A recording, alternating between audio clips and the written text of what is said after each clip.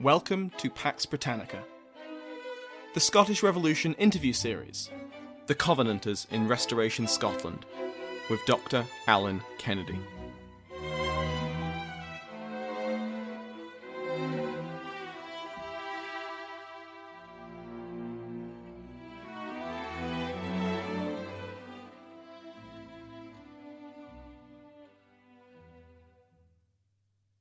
Welcome to the Pax Britannica Scottish Revolution interview series.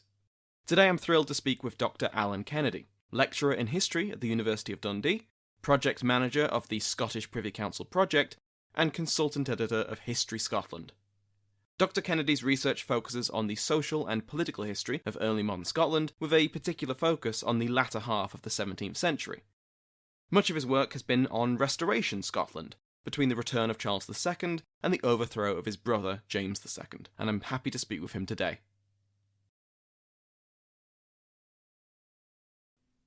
Dr. Allan Kennedy, thank you so much for joining me this morning. No problem. Thanks very much for having me. I'm delighted to be here. Most of the people I've spoken to in the interview series, they're specialists of the period of the Scottish Revolution, or at least the earlier Scottish Revolution, but your period is later in the century. I'd love to pick your brains about the legacy of these events further down the line because, Scottish history isn't all calm and placid after 1660. Lots more stuff happens, and I have to wonder whether the legacy, the heritage, the memory, popular memory even, of the revolution had a role to play in that. So the Restoration occurs in 1660. In the immediate aftermath, some members of the Covenanter leadership are executed. Mainly, I'm thinking like Argyll. How did the Restoration regime handle ordinary Scots when Charles II returned? And what about, were Covenanters suppressed? I suppose that depends on your timescale. I mean, the initial impulse of the Restoration regime, Charles II's regime, when it comes back in 1660, is to make examples of some of these Covenanting leaders. You mentioned Argyll. Archibald Johnson of Warriston is another one who, by the time he's executed, is a very old and frail man, but that doesn't save him. So there's that element of it, of punishing the more prominent individuals. As for ordinary Scots, however, Charles II's government makes initially very little effort to impose punishments on them, for one very good reason, I think, which is that if Charles II had decided to execute everybody who had cleaved to the Covenant, who had fought for the Covenant in the 1640s and into the 1650s, he would have had nobody left in Scotland. Virtually everybody had been a Covenanter to some degree. So, reality dictates that Charles II has to allow an indemnity to pass. However, as I say, he doesn't quite go the whole hog of just forgiving and forgetting everything. When the Act of Indemnity is passed by Charles II's first Scottish Parliament, there are a few absolute exceptions, so people like Argyll, Warriston, the ones I mentioned earlier who get executed. There's also a very, very long list of slightly less prominent people who will be granted indemnity but are required to pay a fine beforehand. And there's a suspicion at the time, and I think it's a very justified suspicion, that Charles II is using this. But I say Charles II, I really mean his ministers in Scotland, particularly the Earl of Middleton, are using this to extract revenue, essentially. It's not really about indemnity. It's a bit of a wheeze to force people to pay up and swell the Crown's coffers a little bit.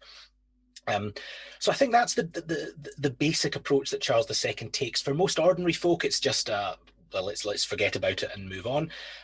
For the very prominent Covenanting leaders, particularly ones whom Charles II himself had a very difficult relationship with in his first reign in the early 1650s, Argyll is the best example of that.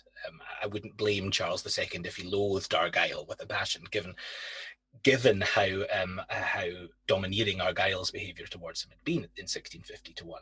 And then in the middle, there's this group of gentry who get fines imposed on them, some of which were probably paid, some of which likely were not.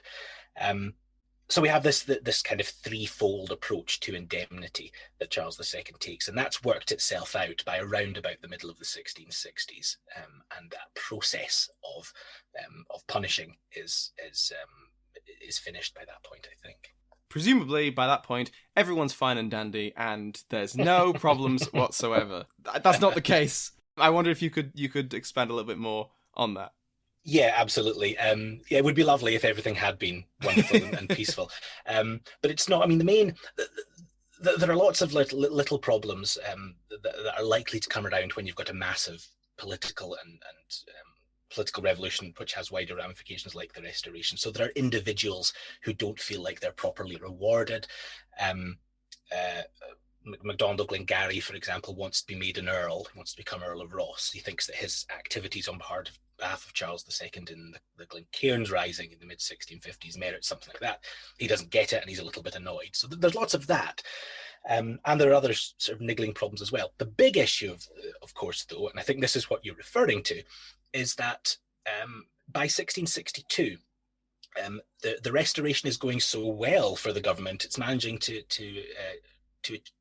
restore royal authority so fully that it decides to go the whole hog and reintroduce episcopacy, Episcopalianism as the form of the Church of Scotland. Now, the reason that's the reason that's a problem I'll come on to in a moment, but I think it's worth establishing, first of all, that it's a little bit of a surprise because most people, when Charles II returns in 1660, and this probably includes Charles II himself, had likely assumed that they would have to retain some degree of Presbyterianism, that completely restoring episcopacy was probably not possible. And a lot of more moderate Presbyterians convince themselves that Charles has no intention of doing this, of restoring episcopacy. And as I say, Charles probably had been cautious about what he could achieve.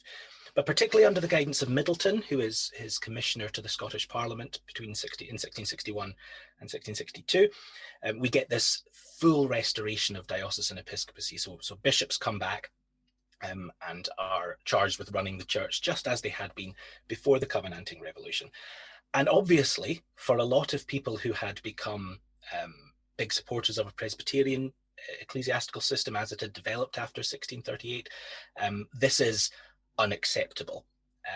And that's why we see a very large exodus of people from the Church of Scotland, particularly ministers, who are required as part of this church settlement to demonstrate their willingness to accept an Episcopalian system. Those that are not willing to do that probably amounts to about a third of the ministers in the church who are in that position of not being willing to make those declarations. They are forced out of the church and out of their livings.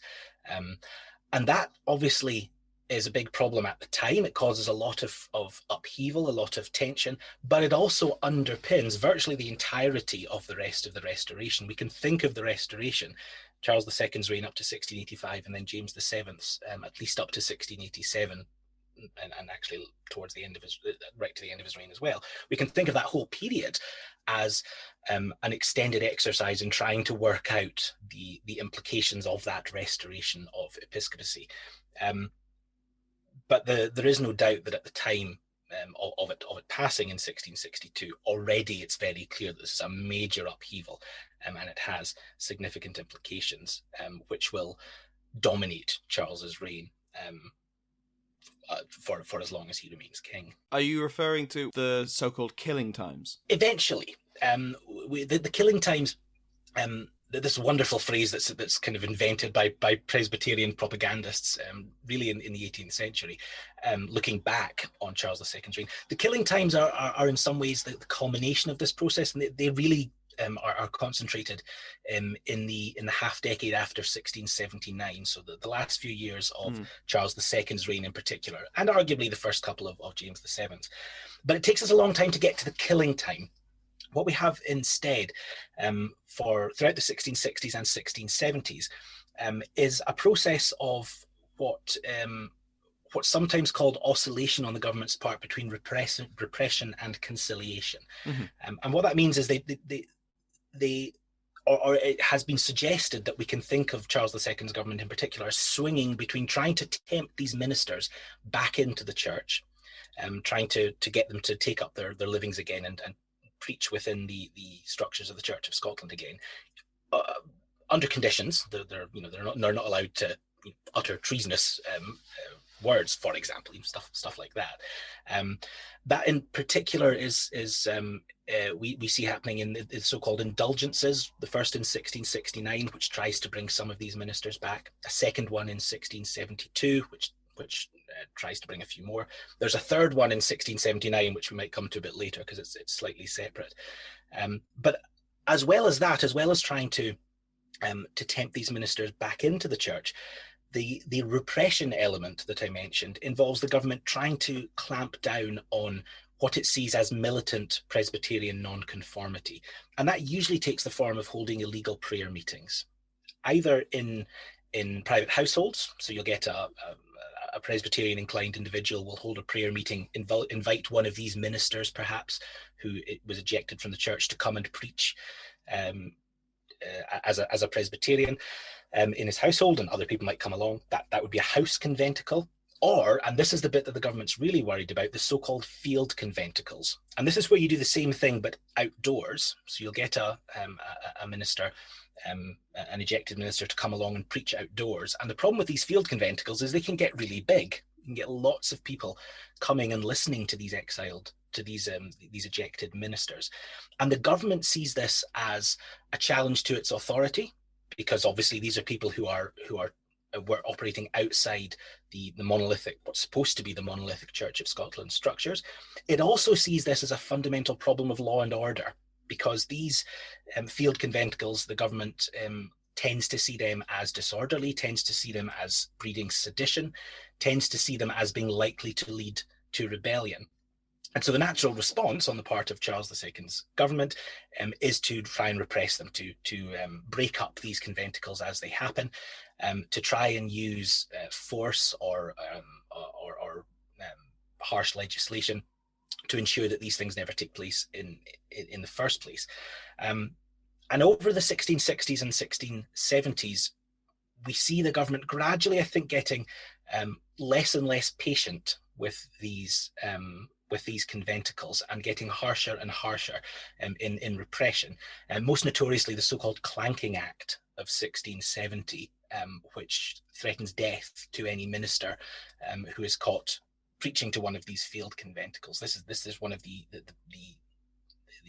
examples that's held up as the government really doubling down on a repressive approach to these religious nonconformists. But it only gets really bad, gets into the killing time after the Covenanter Rebellion of 1679, which gives the government a tremendous shock. It's actually not a gigantic rebellion, and it's put down fairly quickly.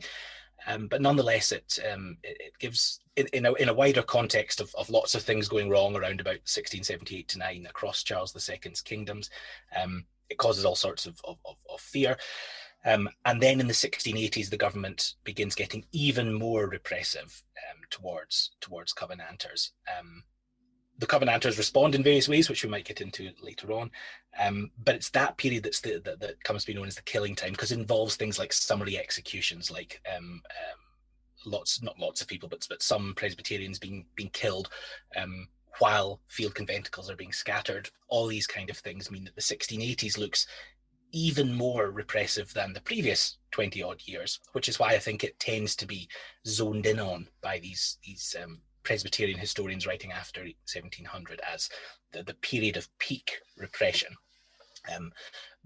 So as I say, it's the most intense phase, but in some ways can also be thought of as the culmination of a process that had been going on really since the moment that Charles II's government decided to restore episcopacy in 1662.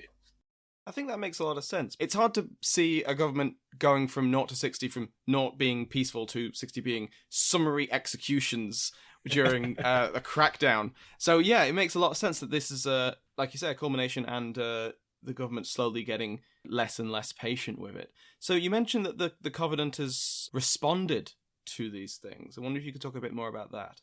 There's a couple of things to say there. The first is that in the early phase of Charles II's reign, while this process of repression is gaining ground, we see a particular intensification of that in the sort of towards the mid-1660s in the context of war with the Dutch and all sorts of other issues going on across Charles II's kingdoms. The government sort of cracks down a little bit more around about 1665 to 6, and that sparks a rebellion, the so-called Pentland Rising. starting in the southwest, and we end up with a sort of small band of Covenanting rebels, sort of marching up towards Edinburgh, where they're defeated in a battle by the government in the Pentland Hills. Hence the name Pentland Rising. Not a particularly big rising, but it's a nice example of the way that there is a tendency to sort of push back when the government's getting too repressive. That happens again in the late 1670s. Again, we've had a period of increasing stringency on the part of the government from the mid-1670s onwards, particularly exemplified by the so-called Highland Host. This is an attempt by the Duke of Lauderdale, who is Charles II's chief minister in Scotland for much of his reign. He gathers a militia of about 8,000 men, some of them from the Highlands, hence the name Highland Host, although it's largely the Highland fringe, the southern fringe of the Highlands, but also militia units from elsewhere in Scotland. And this force is sent down to the southwest of Scotland at the start of 1678 to extract free quarter. Basically, it's there to try and force people, Covenanters in the southwest Scotland, to be peaceable and to stop attending field conventicles and to start behaving themselves as the government sees it.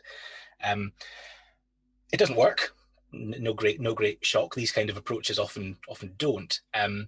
So what we get instead, partly in response to the Highland Host, but also just as a more general response to government policy, is an increasing radicalization of some of the more hardline Covenanters, beginning to harden their rhetoric. The most famous example of this is the so-called Cameronians, a small group of radical Covenanters around Richard Cameron is their leader, who begins saying things like Charles II is a tyrant, he's no true king, we're at war with him, fairly radical language.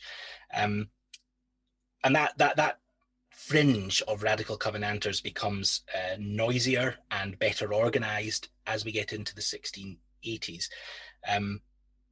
And it's partly this radical fringe, but also a repeat of the dynamic we saw around about the Pentland Rising of just repression causing a springback, that we get another Covenanter rebellion in 1679. And that's sparked off by the assassination of the Archbishop of St Andrews in May 1679, which is in many ways a coincidence. The assassins, the people who murdered James Sharp, the Archbishop, had sort of not been intending to murder him, but they happened to come across him as he was traveling near St Andrews in his coach and dragged him from it, stabbed him to death. As you do. As you do, indeed. And that sparks off another Covenanter rebellion, as I mentioned earlier on in 1679, which is not particularly extensive, nor does it last very long. It only lasts about a month before it is put down by government forces.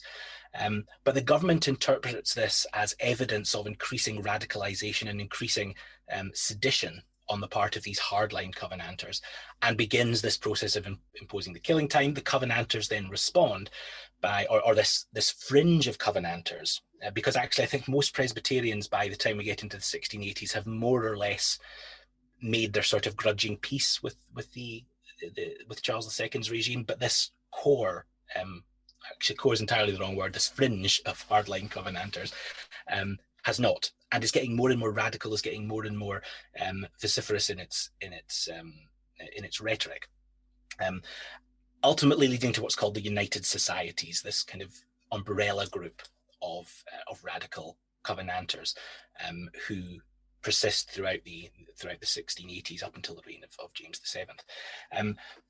But I think it's important to underline, as I hinted at a moment ago, that while we're seeing this process of radicalization, of doing things like declaring war on Charles II, of declaring him a tyrant, all that stuff, this fringe is getting more radical, but also, I think, smaller and tighter.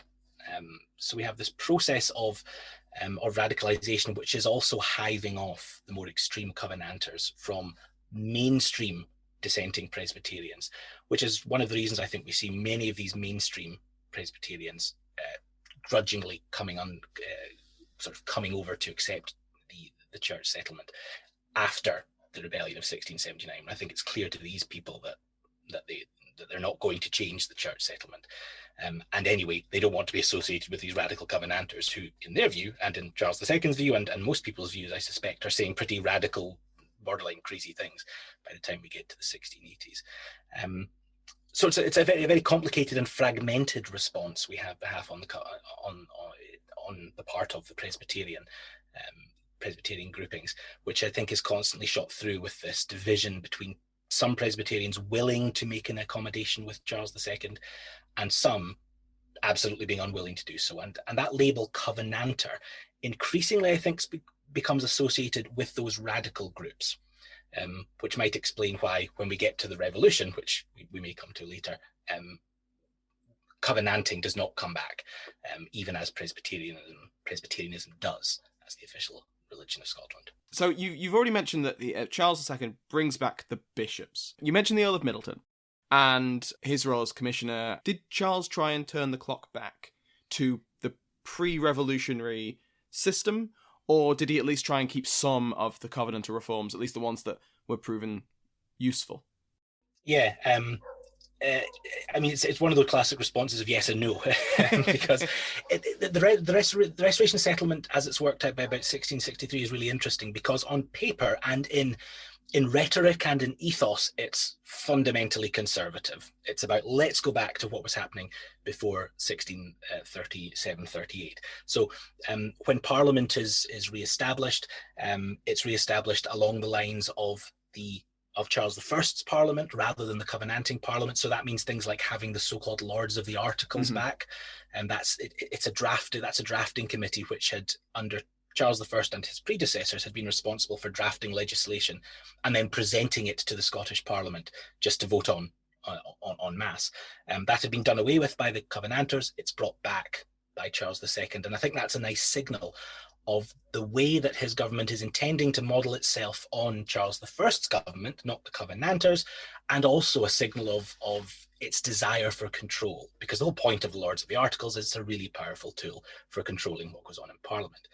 And in all sorts of other ways, Charles II's government is trying to show itself to be a conservative regime. So it does things like it restores the patchwork of legal jurisdictions that had existed under Charles I, which had, and actually persisted into the Covenanting period as well, but it's a chaotic jumble of legal jurisdictions that makes no sense at all, is nonetheless restored wholesale to the way it had been before the revolution. Procedurally as well, Parliament goes back to the way it had been before, not just the Lords of the Articles, but in also all sorts of other ways. We have the same thing going on in terms of civil law. So the Court of Session comes back; it had been done away with by Cromwell, and so on and so on. So it looks like Charles II's government is going right back to the way it had been before, and indeed, we end up getting that underlined by the so-called Act Recissory, which is passed in 1662 by the Scottish Parliament, which just wholesale annuls every act of Parliament that's been passed in Scotland since 1633. So basically everything that had happened in the previous 30-odd years, although Parliament hadn't existed in the 1650s, but nonetheless, all that was just gone. We are back to the early reign of Charles I. So that looks really conservative, and with that comes things like the restoration of the nobility to a position of clear preeminence in politics, which arguably had been challenged during the 1630s and 40s. So all of Charles II's major ministers are noblemen, people like the Earl of Middleton, people like the Duke of Lauderdale, the Earl of Tweeddale, the Earl and later Duke of Rothes. All of these people who dominate his government are noblemen. A couple of exceptions later on, but we'll sort of complicate things. So all that looks really conservative. However, I think it is really important to acknowledge that in some ways, the government sort of quietly accepts that some things that the Covenanters had done were actually better. The most obvious example of that is tax. Yeah. Because one of the things that had really annoyed Charles I, James VI, nearly any Scottish monarch before that, was the inadequacy of the revenue that they got from Scotland through taxation, especially. So Charles II's regime kind of quietly retains a lot of the tax innovations that the Covenanters had brought in, particularly by retaining the two main taxes the Covenanters had brought in: the so-called excise tax, so an excise on foreign imports, which Charles II's first Parliament grants to him for the rest of his life, just in perpetuity, that you will always have the excise tax. So immediately giving him a permanent tax income that hadn't accrued to previous monarchs. And then later in the 1660s, after grubbing around a little bit to try and find if there was other ways to raise revenue, Charles II's regime then reintroduces the so-called assessment, so a land tax that had been pioneered by the Covenanters around about 1645, which is just brought back in and becomes the basis for most public taxation throughout Charles II's reign. And equally importantly, that taxation becomes de facto permanent. Previously, under previous Stuart kings, the assumption had been that monarchs only taxed for short periods of time for particular purposes. So if they're going to war or something like that, or if they've got to pay for a wedding or whatever, you could impose a tax for a brief period of time. Under Charles II, that rhetoric of taxation is temporary persists, but in reality, once one temporary tax has expired, a new temporary tax is immediately imposed. And these are for periods of about 5 years at a time, or what have you. So effectively, we have permanent taxation, which had been a Covenanting innovation, and it's quietly accepted by Charles II's government. So that's a nice example of the way that we have a restoration settlement which looks conservative, but which is, when it is convenient, and when I say convenient, I mean convenient for the crown, is retaining some of the innovations of the Covenanting period. The other way in which Charles II's government is actually quite radical rather than conservative, and it's radical again in the direction of retaining what the Covenanters had done, is in its military capacity. Because previous Stuart kings had virtually no military capacity of their own from Scotland. Charles II does. He has a standing army, so he's the first Scottish monarch to have a peacetime standing army, and it will persist throughout his reign. It's not very big, about 3,000 men at its peak later in the reign, but it's there. So that is an innovation, and that again is inspired by the militarism of the Covenanting regime. Even more importantly, though, the government creates a militia, which just as you would expect, a citizen militia, so ordinary folk can be called up to serve in this militia, which theoretically could be up to 20,000 strong, so a fairly substantial force.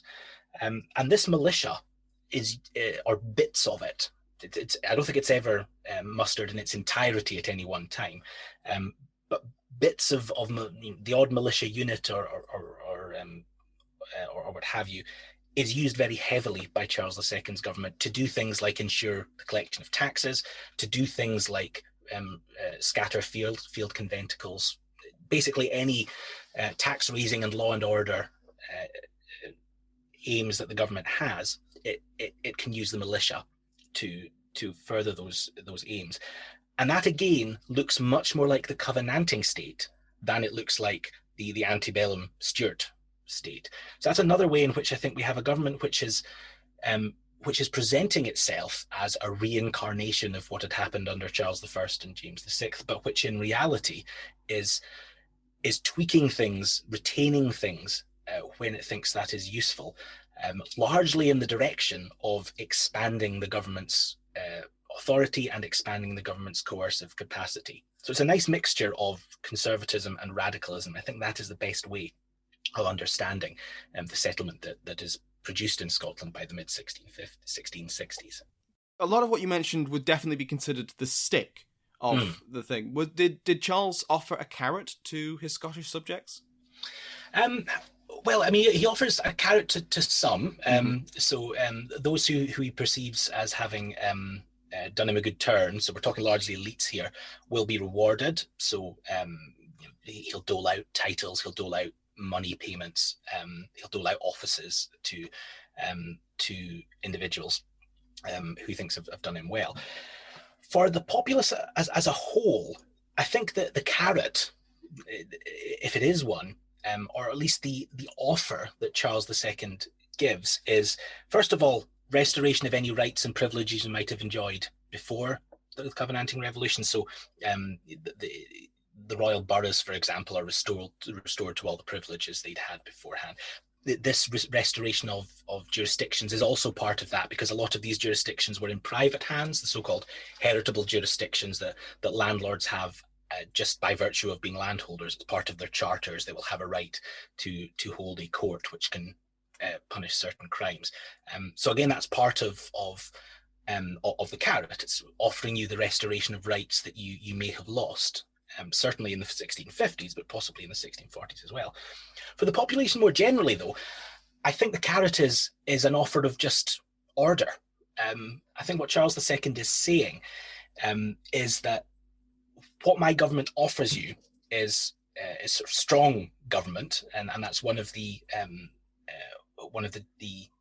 points that people discuss a lot, is how powerful, how strong do we need government to be. But the reason that discussion is going on is because people don't want to return to the chaos of the 1640s and 1650s. People just, I think quite understandably, after 20 years of upheaval, would like a bit of peace and quiet. So what Charles II is offering by way of carrot, I suppose, is that nebulous sense of order, of no more chaos, of my government will just keep things ticking over quietly and let us get back to something that looks like normalcy, essentially.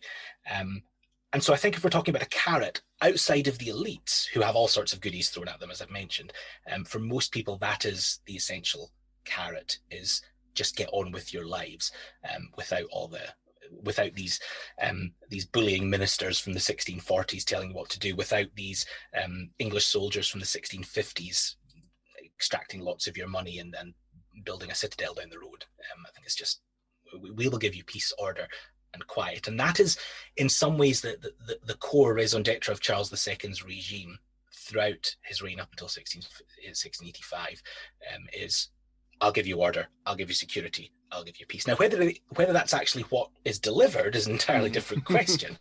But I think certainly at the start of the 1660s, when Charles is coming back, that's really what he has to offer, is just peace and order, and no more chaos, essentially. Well, regardless of how much Charles delivered on his policy of peace and order, his brother fails on that account. A lot of listeners will know 1688, the so-called Glorious Revolution occurs. Would you be able to give us an explanation of the Glorious Revolution from the Scottish perspective? Because like so many things in British history, the most well-known version is usually from the English perspective. But Scotland had a very different experience of these events, and I wonder if you could give us a brief rundown of what went on. Yeah, that word "brief" is an interesting one. I'll try my best. Because basically, the first thing to grasp here is that when James VII becomes king in 1685, he's Catholic, and that's a big problem. But in Scotland, that is offset to some extent by the fact that James had been essentially running Scottish government for Charles II since about 1680. He'd been resident in Edinburgh more or less constantly between 1680 and 1682, and even after going back down to London in 1682, he remains the sort of manager of Scottish affairs for Charles II. And that means that by the time James becomes king, he's well known in Scotland. He's known as somebody who is familiar with Scottish affairs and is interested in Scottish affairs, which is a bit of a novelty for the Scots, frankly, to have a king who's interested in them. They haven't had that for quite a while. So when he comes in 1685, the result is he's actually quite popular, it seems, or as popular as a Catholic monarch could be in very Protestant Scotland, which is exemplified by two things. First of all, there's a rebellion against him in 1685 by the Earl of Argyll, who had been convicted of treason back in 1681 and been living in the Dutch Republic for most of the interim. Sails back to try and rebel against James in trying to dovetail his rising with the Duke of Monmouth's rising in England, which happens at roughly the same time. But that rising Argyll's rising, fails very quickly and very completely. It poses no real threat to James VII's government. Add to that, around about the same time, James VII calls his first parliament in 1685, which is almost sickening in its obsequiousness to the king. It says lots of wonderful and nice things about him, says how great he is and how happy they are to be his subjects, and offers him the excise revenue. If you remember, the excise had been granted to Charles II as a lifetime revenue. It's granted to James VII in 1685 forever and ever. So not just for his lifetime, but alienated to the crown forever. And this is offered by the Scottish Parliament as token of its loyalty to James. So James looks in a really good position in Scotland. He's got all these clients, all these supporters. People are he's generally quite popular, what have you. The problem is that just as in England, James is determined to secure toleration for Roman Catholics. He wants Roman Catholics in Scotland to be free of all penal laws. And his thinking seems to be that if he does that, if he frees Catholics from oppressive laws, then all Scots, not all Scots, but a lot of Scots will spontaneously convert to Catholicism because it's so clearly the right religion. So he's looking to remove the restraints on Catholics on the assumption that that will lead to a process of re-Catholicization. And so he does lots of things. He appoints Catholics to important positions in his government. His chief ministers, the Earl of Perth and the Earl of Melfort, are both convert to Catholicism. He does things like builds a Jesuit chapel in Edinburgh, which is extremely provocative. More importantly, though, he tries to get toleration for Catholics pushed through the Scottish Parliament in 1686, which doesn't work. There's resistance, which you would have thought would have been a warning sign, given how obsequious the 1685 Parliament had been. Suddenly, the next year, it's not doing what the king wants. You'd have thought that would have been a sign that he needs to slow down, but apparently not. Because what James does is dissolves Parliament in 1686, and in the following year introduces Catholic toleration by proclamation, by royal edict. Just says, on my authority as king, I am removing all the penal laws against Catholics. And actually also, he removes the penal laws against almost all other religious groups, including Presbyterians, which seems to be an effort to curry favour, to get people to accept the toleration of Catholics. What it actually seems to do, and this is work that's recently been done by Alistair Rafe at Edinburgh University, really underlines this. What it seems to do is sort of turbocharge Presbyterian dissent, which, as I mentioned earlier on, seems to have been withering a little bit as we get into the mid-1680s. Suddenly, particularly in the southwest of Scotland, it revives, and we get massive exoduses from the Episcopalian Church to the Presbyterian Church, or to a nascent Presbyterian Church. The problem with that, in terms of the revolution, which we're getting close to now, is that it hollows out James VII's natural support networks, particularly in the Episcopalian Church, which had been the bedrock of royalism under Charles II and for the early part of James VII's reign. Suddenly, the Episcopalian Church is weakened, is hobbled, because all of these people are leaving it, and because it no longer has special status as the one permissible religious grouping in Scotland. So you add that in with the fact that a lot of James's policies, particularly his promotion of Catholics into public office, had annoyed noblemen, who again would have been natural supporters of the monarchy. James had also been trying to interfere in the government of royal boroughs, which annoys royal boroughs, which again might have been a constituency that would have supported him, but won't now. All that means that when we get to 1688, James VII's regime in Scotland is looking pretty friendless. I mean, not completely, but he's annoyed a lot of people through the policies he has pursued, which means that when the Glorious Revolution happens in England, and the actual the crucial events of that revolution, that is William of Orange's invasion, James's flight overseas, all that kind of stuff is very much an English story. But it means that when it happens, that gives these opponents of James an opportunity to seize the initiative and to push through a Scottish version of the revolution. So what we have right at the end of 1688, James flees overseas in December of 1688. We get this sort of Presbyterian uprising almost in the southwest of Scotland, which spreads out towards Edinburgh. We end up with Presbyterians pretty much taking over Edinburgh at the end of 1688 and into the start of 1689. And that sort of momentum that Presbyterians build up allows them then to capture control of the Convention of Estates. Now, this is a body, it's a parliament in all but name, that William of Orange calls. He's not yet King of Scots, not being accepted in that position, but he accepts the kind of management of Scottish affairs, given that James has gone away overseas. And in that capacity calls this Convention of Estates, which is charged with working out what Scotland's going to do now that James has vanished and William is already King of England, and as a result King of Ireland as well, although his authority in Ireland is not yet established. And under the guidance of this sort of revolution Presbyterian interest, which has captured control of the Convention of States, what we get Scotland pushing through is a fairly radical revolution, a constitutional revolution, much more radical, I think it's fair to say, than what goes through in England. And the crucial period for this is March and April, and maybe into May as well, 1689, when the Convention pushes through the bare bones of this revolution, which is exemplified by a document called the Claim of Rights.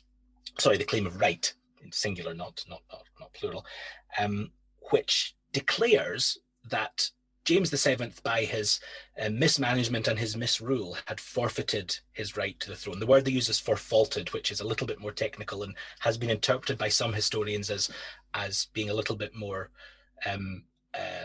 restricted in meaning than the word forfeit. But essentially, it comes to the same thing. James has sort of unmade himself as king because of his misrule, according to the author drafters of the Claim of Right, which means that the crown is vacant and can be offered to William and Mary to become King and Queen of Scots. So what that all gives us, I think, is a picture of the revolution in Scotland, which is in some ways quite reactive, in the sense that it's William's invasion of England and James's flight from England that allows the revolution to take place. But underneath that, we have a distinctly Scottish experience of James alienating his natural constituencies throughout his reign, of irritating a lot of people.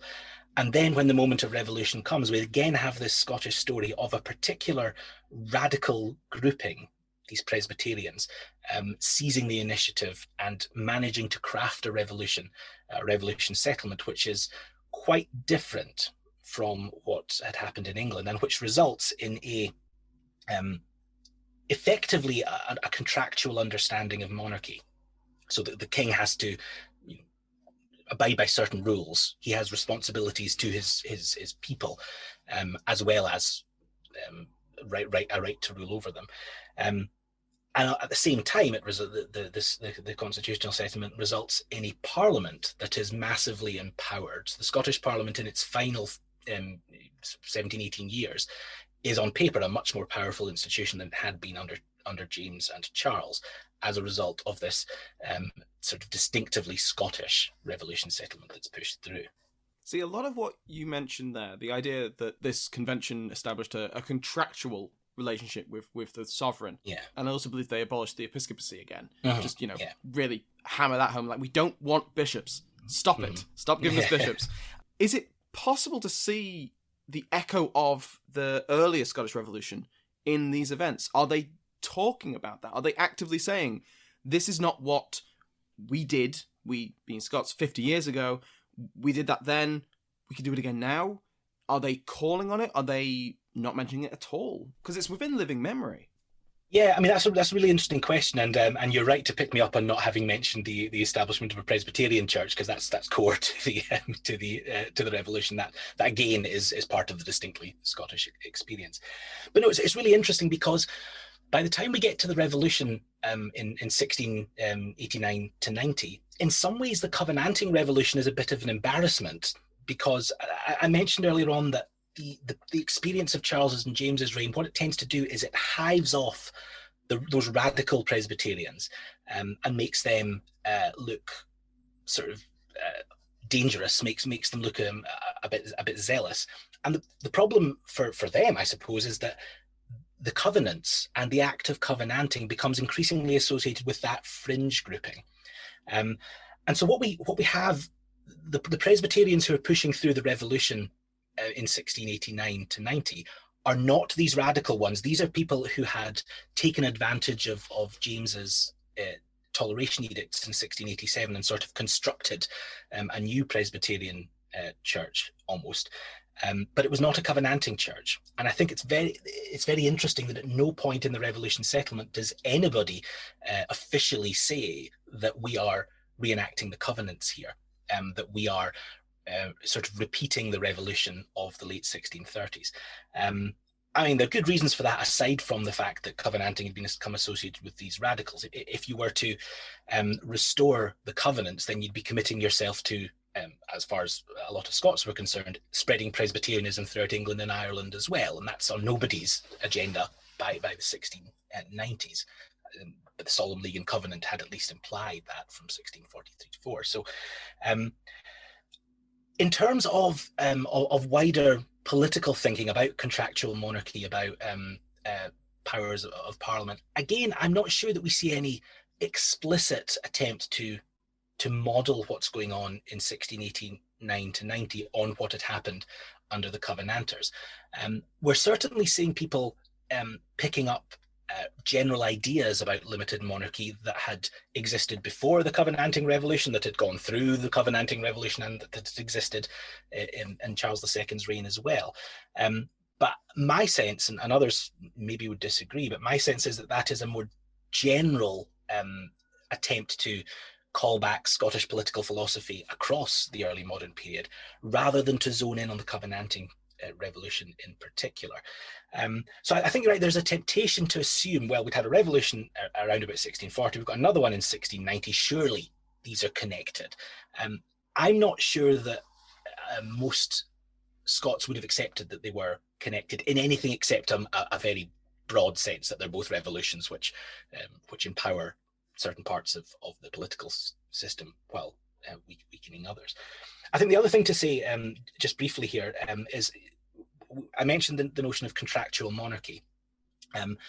That is challenged at the time. That there are people who support the revolution who nonetheless don't think that the claim of right establishes an ambiguously contractual monarchy. They think it's something much more limited than that.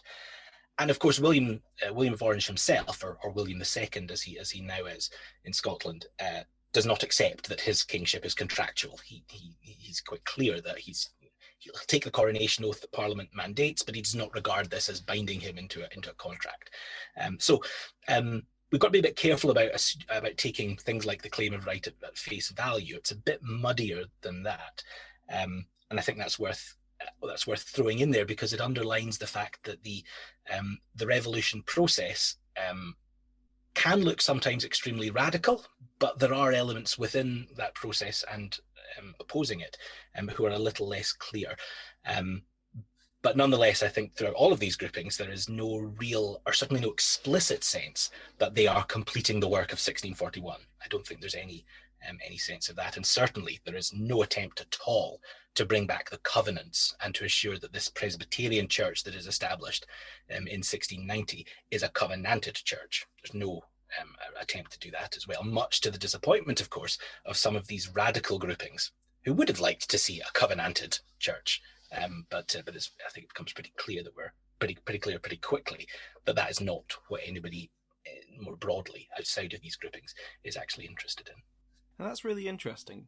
You mentioned that a lot of people are drawing from earlier works of Scottish political thought. Do we see them quoting or using people from the earlier revolution? So Johnson of Warriston or Rutherford or anyone like that? Are they using their work, but linking it to earlier non-Covenanter sources as sort of like this is a Scottish political thought, political heritage of our relationship with monarchy and with government, or do they just not mention them at all? I'm not aware of them mentioning them prominently. I mean, there might be other scholars who are more expert who would be able to correct me on that.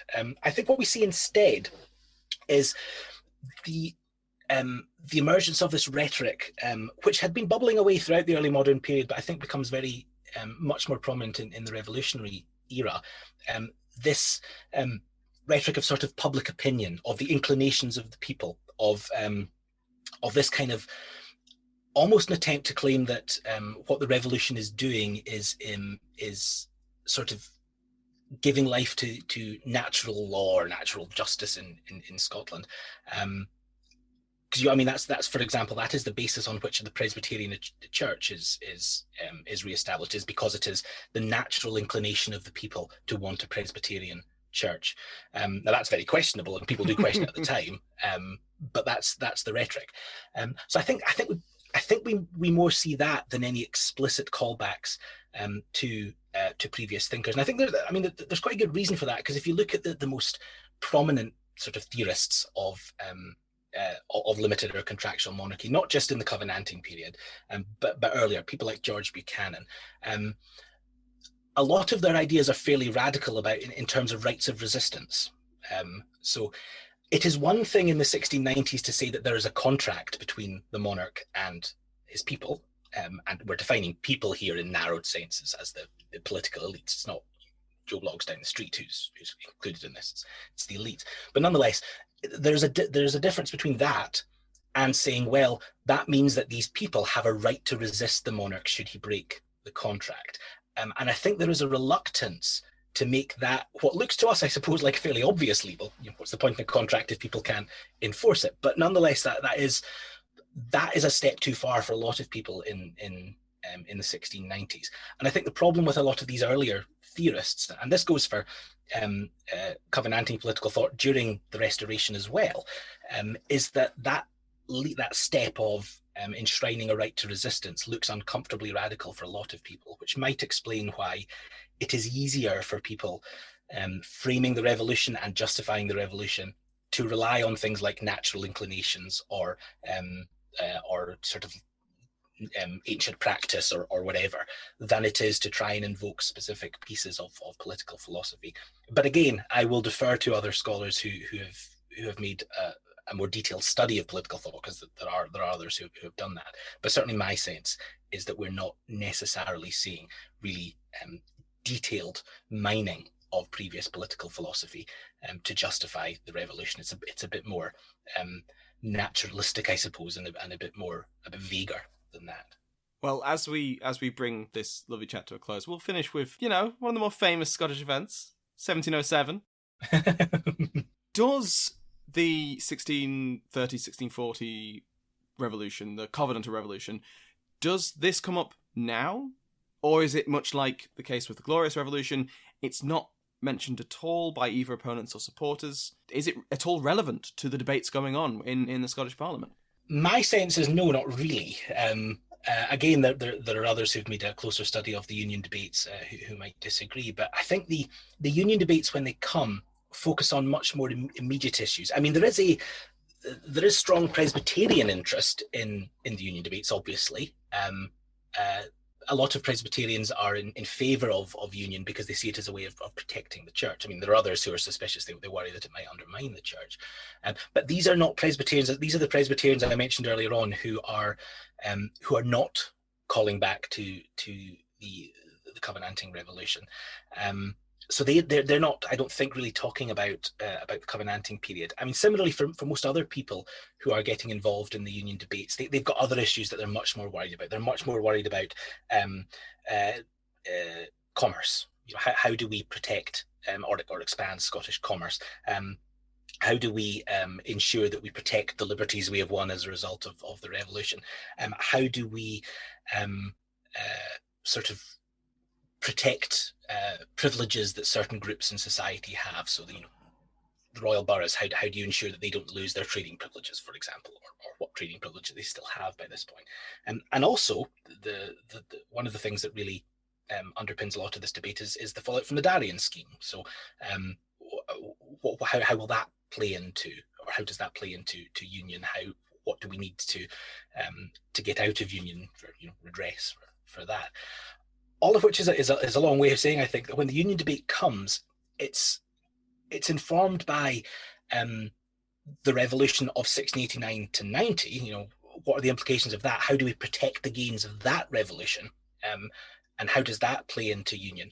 I don't detect much callback to the earlier revolution, apart from among these hardline Covenanters who are still there in the background, kind of muddling along.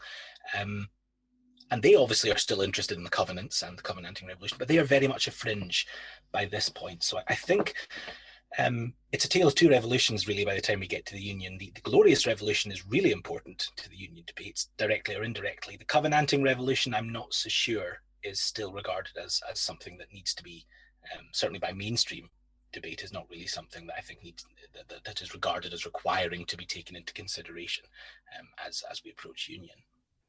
Dr. Allan Kennedy, was there a Scottish Revolution? That is an interesting question, and I suppose it depends what you mean by Scottish. I mean, there is a revolution in between 1637 and 1641. I don't think there's any doubt about that. There is a massive change in the basic fundamental structures of the Scottish state.